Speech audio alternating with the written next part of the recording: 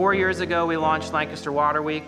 We've managed to protect a lot of little tributaries that go directly into the Susquehanna River, and when you have forest land around those tributaries, you clean that water. The water literally comes in dirtier than when it leaves those beautiful forests.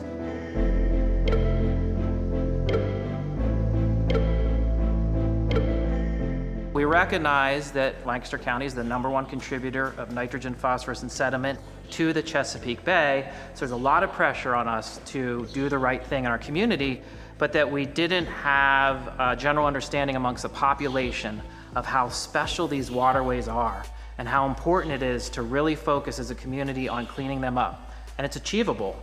So this stream was impaired, as is about half of the 1,500 miles of stream in Lancaster County.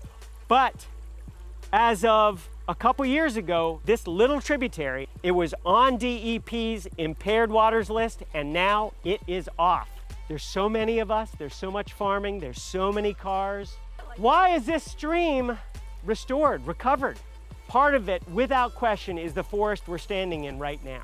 Throughout Water Week, they're helping us spread the message of getting 10 million trees in the ground. Biodiversity is really important in our forests, especially as different bacteria come through and wipe out our trees. It's really about the longevity of it, what it can do for us over the lifetime of a person. At the Alliance, we really care about having healthy, strong, resilient ecosystems. So we care about habitat, we care about having wildlife, even though Lancaster County is increasingly becoming developed. And I also think that, healthy water is a basic human right. I want a dogwood. The pandemic has really shaken up our community and the world, and Water Week, like many other things, has had to pivot. So we've taken a lot of Water Week online, or we provided things like self-guided tours so that people can safely experience Water Week, get the education that they need to learn about our streams and rivers, but in a safe and healthy way. Lancaster County and the Conestoga specifically was part of a great sea. And tiny prehistoric creatures that live in the water left their skeletons when they died on the seafloor. And over time, those eventually became the rich limestone that now makes up the bedrock that we have in the county, as well as some of the richest soils on the North American continent. The very first impression was just the sheer beauty. Driving through Lancaster out here to Turkey Hill, it literally looked like the picture on the package of the ice cream. Cleaning up our local waterways is very much in line with our overall commitment at Turkey Hill to protect and preserve the environment. We are very proud to be in our 4th year of sponsorship of the Water Week initiative.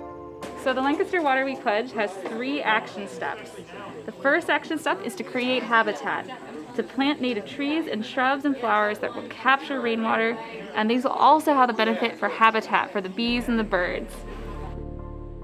Our second step is to protect water. We're asking everyone to clean up litter where they recreate, where they get outside in their parks and in our nature preserves and in the streams and rivers near them in their community.